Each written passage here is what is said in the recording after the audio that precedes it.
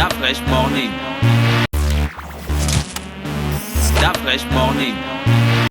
Sur les 104.5 Urban FM, la station urbaine du Nord, tu disais qu'on parlait de confinement, d'épargne. On parle de confinement, d'épargne. Non, on parle de Covid-19, confinement, épargne et organisation. Voilà. Donc, comme vous le savez, chaque matin, on fait le point de l'actualité internationale du Covid-19. Et ce matin, j'écoutais à la télévision. Donc, on était en train de parler de l'Allemagne, je pense, où on parlait de ce que coûte le confinement à l'Allemagne au quotidien. Et ça se comptait en milliards d'euros, je crois, chaque jour. Et la partie, en fait, là, l'État a décidé de donner une allocation de 5 000 euros donc à chaque professionnel des secteurs indépendants, du style, tu sais, les vendeurs. Moi, j'ai ma petite boutique. Ou ce qui était plus intéressant pour moi, c'était les artistes, parce que tu sais, en ce moment, pour les artistes, c'est très compliqué parce que les artistes, du coup, ils trouvent de l'argent à travers les concerts, les événements. En fait, s'il y a de la vie, il y a du business pour les artistes. S'il y a du business, ils ont de l'argent, ils arrivent à vivre et tout. Et puis, donc, voilà, c'était en fait une partie. Et tiens-toi bien, pour l'Allemagne, ça se fait. Tu reçois les 5 000 euros sur ton compte après avoir rempli un formulaire en ligne. Donc, remplir ce formulaire te prend pas plus de 15 minutes. Après l'avoir rempli, donc après que les services l'aient analysé, après 48 heures, tu reçois un virement de 5 000 euros directement sur ton compte. Donc, tous les professionnels indépendants des secteurs d'activité indépendants là, et les artistes et tout, c'est vraiment le gouvernement allemand a trouvé la solution pour gérer leur compte. Rien à voir avec ce dont je voulais parler ce matin. C'était juste une petite parenthèse pour vous rappeler que dans ce pays, il y a aussi une catégorie de personnes qui parfois, on arrive à les oublier. Et nous, on va forcément parler des artistes parce que les artistes, ils produisent de la musique qui constitue la matière première de notre radio. Et donc, en cette période de confinement, tout le monde soutient tout le monde. C'était donc une petite parenthèse et on passe au cœur même de la rubrique de ce matin. Alors, pourquoi est-ce que je parlais de confinement ce matin ? Si vous avez regardé les informations, vous avez compris, vous avez certainement dû voir aussi que selon l'INSEE, donc l'Institut national de la statistique et des études économiques, c'est en Europe, c'est pas chez nous. Donc selon l'INSEE, la consommation des ménages serait actuellement 35% moins élevée qu'en temps normal. C'est-à-dire qu'en France, par exemple, les ménages consomment 35% moins que ce qu'ils consommaient à la base. Normalement, on est bien conscient que durant la première semaine ou le mois où on a lancé le confinement, les ménages avaient augmenté leur consommation. Ce qui, en ce moment, se stabilise parce que tout le monde avait fait des réserves. Des réserves de pâtes, des réserves de conserves, des réserves, enfin, de toutes choses qui éviteraient aux gens de sortir. Maintenant, après, on est passé dans une phase où la consommation a diminué de 35%. C'est-à-dire que les gens ne vont plus, par exemple, acheter des vêtements, ils vont plus acheter des chaussures, ils vont plus acheter des choses qui, en réalité, ne sont pas vitales à la vie de tous les jours. Et donc, dans cette baisse du niveau de consommation, donc ça m'a fait penser à la question de l'épargne. Alors, on va laisser les Européens, on va venir au Gabon chez nous. Lorsque tu demandes à quelqu'un pourquoi est-ce qu'il n'a pas d'épargne, il va te dire oui, mais tu sais, la vie est dure, les dépenses au quotidien et tout ça, les charges et beaucoup de choses. Là, vous aurez bien compris que je ne suis pas en train de faire une rubrique pour parler de la catégorie de Gabonais économiquement faibles qui en ce moment sont dans un autre combat, c'est-à-dire comment se nourrir. Je suis en train de parler de l'autre catégorie de Gabonais, parce que oui, ça existe aussi, l'autre catégorie de Gabonais qui sont dans un niveau de vie, dans une classe moyenne en fait, qui ont la possibilité encore de payer leur loyer, de payer leur loyer, de s'acheter à manger. La catégorie de Gabonais qui, quand tout va bien, ont encore la possibilité de s'acheter des bouteilles de champagne, de boire du vin, de faire des soirées entre amis, d'acheter de la charcuterie et ce genre de choses. Toutes les choses qui en réalité ne sont pas vitales à la vie, mais qui ont leur importance pour améliorer la leur. Alors, vous m'excuserez de ne pas parler de la catégorie des Gabonais économiquement faibles. On a pris la semaine avant et la semaine avant celle d'avant pour parler de ça. Ça fait 2 semaines qu'on a parlé que de ça, mais il faut bien qu'on ratisse aussi toutes les autres catégories de personnes. Et donc, aujourd'hui, on parlera donc des Gabonais qui font partie de la classe moyenne. Alors, si tu demandes à un Gabonais qui fait partie de la classe moyenne, donc qui peut-être a une voiture ou pas, ou qui prend le taxi, mais qui prend les courses, tu vois, genre 1000 francs, 2000, machin, ce genre de choses, qui a une situation professionnelle assez stable, qui ou loue une maison, ou alors vit dans sa maison qu'il aurait construite après avoir mis une brique, une après l'autre, et ainsi de suite. Si tu leur demandes, ouais, mais les gars, pourquoi vous n'épargnez pas? Pourquoi tu n'as pas d'épargne constituée quelque part? Il va te dire, oui, mais tu sais, la vie est dure, oui, les charges, oui, le taxi, oui, la voiture, oui, les projets, oui, beaucoup de choses.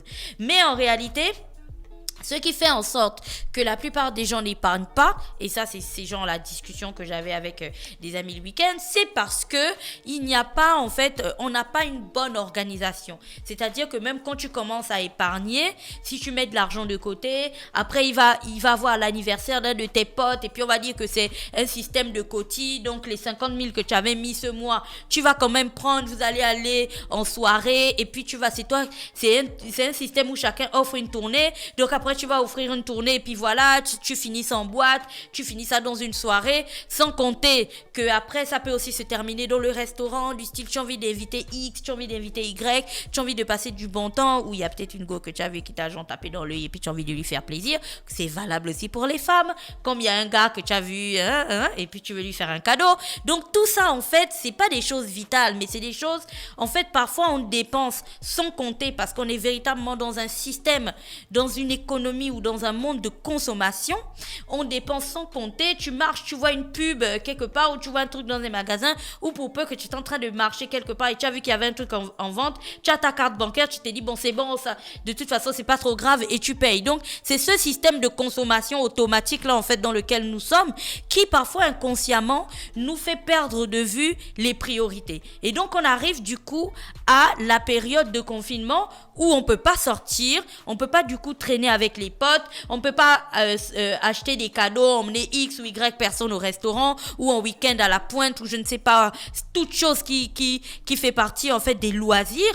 Et comme il n'y a pas toute cette partie-là, en réalité, là, l'INSEE parlait des Français, mais je suis sûre que si on fait une évaluation du niveau de consommation des Gabonais, on ne va pas être très éloigné de ça, parce qu'en gros, ça va regrouper tout le secteur en fait du divertissement, de l'entertainment, entre les soirées, les spectacles, les consommations d'alcool et ce genre de choses. C'est tout ça en fait qui aujourd'hui a considérablement chuté.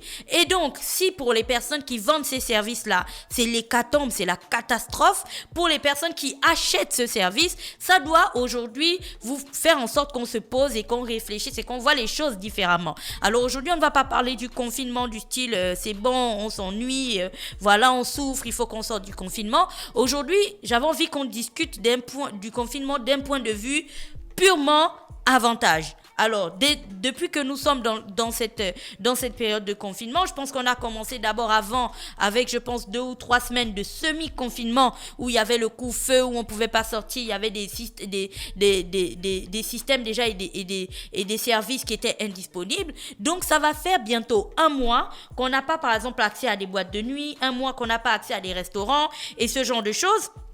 Et si vous regardez de plus près et avec beaucoup de bon sens toute cette organisation, vous allez comprendre qu'en réalité, il y a du bon à tirer de ça.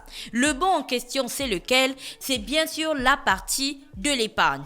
Alors aujourd'hui, ce qui a motivé aussi cette rubrique, c'est parce que on observe sur les réseaux sociaux que le confinement est devenu pour certaines personnes une période en fait de show-off. Il faut absolument que l'on montre en fait une vie qui n'est pas la nôtre. On va acheter du vin, on va acheter du champagne, on va acheter plein de choses pour faire des pâtisseries et ainsi de suite pour mettre sur les réseaux sociaux. On va payer en réalité des choses qui ne sont pas indispensables à notre vie du quotidien. Si vous avez un système de vie que vous teniez durant toutes ces années qui faisait en sorte que votre popote par exemple tourne autour de 30, 40 ou 50 000, en réalité pendant le confinement la popote ne peut pas tourner autour de 80, 100, 150 000.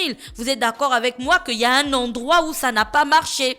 Or, si en temps normal, votre popote tournait autour de 50 000 ou de 30 000 ou de 40 000, en réalité, votre objectif en ce moment doit être, l'objectif que vous devez poursuivre doit être de diminuer en fait ce montant, étant donné que vous n'allez pas au travail pour certains qui font pas partie de services essentiels, donc les frais de taxi on oublie. Vous ne passez pas du temps au travail, donc les frais où à midi tu es obligé de t'acheter le déjeuner, on oublie, ça fait des économies. Et puis l'autre point, donc le troisième point qui est important, vous ne sortez pas en soirée avec des amis ou machin, vous n'avez pas de vie sociale en ce moment parce que personne n'a de vie sociale. Et donc l'argent que l'on dépensait parce qu'on achète une bière le vendredi, parce qu'on achète une bouteille de vin ou ainsi de suite, en réalité, ça on l'économise aussi. Donc normalement, si par mois, après avoir payé le loyer, l'eau, que d'ailleurs on ne paye pas, l'électricité, pour laquelle d'ailleurs le président de la République a envoyé 20 000 francs à tous les ménages entre, je pense, 2 kWh et 6 kWh. Donc l'électricité, vous n'avez pas payé ce mois parce qu'on l'a payé pour vous. En réalité, vous devriez vous poser et puis observer vos finances de manière totalement honnête. Pourquoi c'est important de faire ça? Parce que là encore, toujours dans cette période de confinement, il y a beaucoup de live Instagram qui se déroulent ci et là entre des personnes qui parlent de business, de leur passion, de sport, de danse, de plein de choses. Et puis je regardais un live Instagram sur le profil Instagram de Caroline Cito qui parlait avec Shina Donia. Avant, il y avait d'autres personnes qui étaient arrivées. Et puis les questions des personnes qui étaient sur le live, c'était oui, j'ai envie d'entreprendre, mais je n'ai pas des fonds, comment je fais, et ainsi de suite.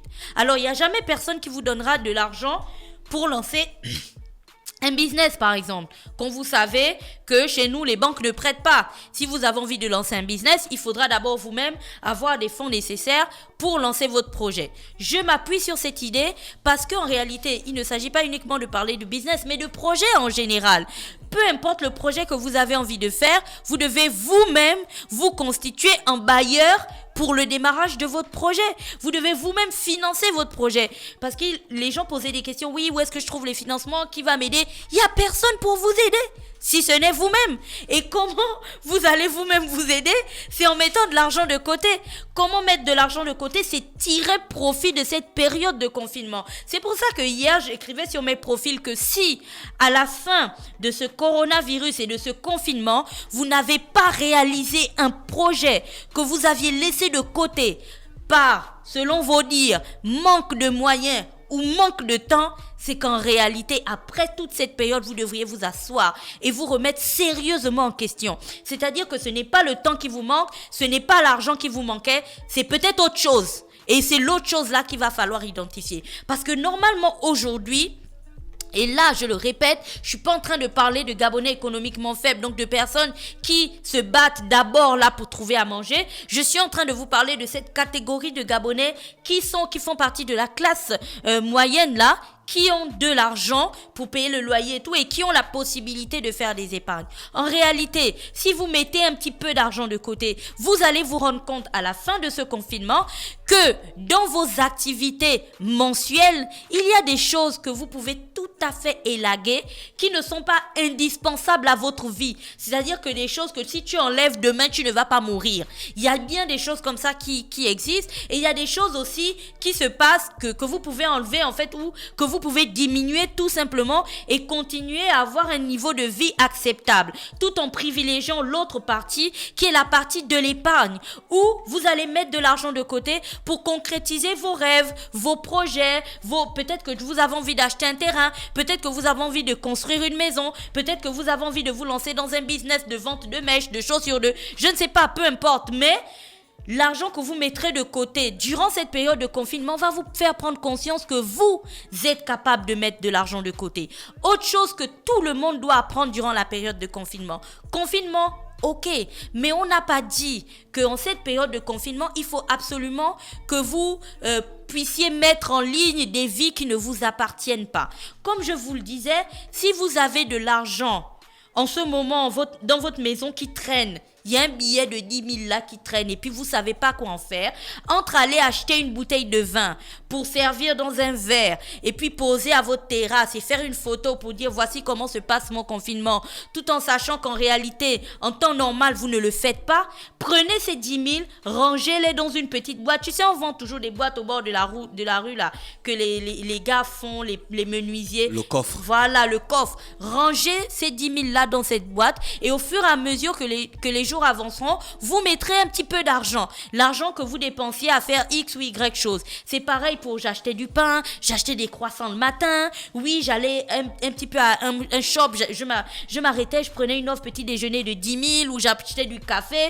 Si vous aviez l'habitude de faire tout ça, aujourd'hui, normalement, si vous regardez vos finances avec honnêteté, vous allez vous rendre compte que vous êtes capable de faire des économies. Et ces économies-là pourront ensuite être injectées dans des projets que vous avez envie de lancer. Et c'est en ça qu'on va dire que vous avez pu tirer du bon de votre confinement. Par contre, si vous continuez à avoir la mentalité du consommateur à tout prix, vous allez vous lancer dans des trucs qui, après le confinement, et là encore, ce n'est pas moi qui l'invente, si vous regardez tous les sites et notamment les statistiques de l'INSEE, après la période du confinement, les pays vont connaître une véritable phase de crise. Pour certains d'entre eux qui ont vraiment été fouettés par la crise du corona, donc on va rentrer dans une phase de crise pour certains pays. Je ne dis pas que ce sera le cas pour le Gabon, hein. Je dis que ça, c'est une vue globale du monde et tous les économistes s'accordent à le dire. Donc, vous êtes bien d'accord avec moi que quand on va rentrer dans cette période de crise,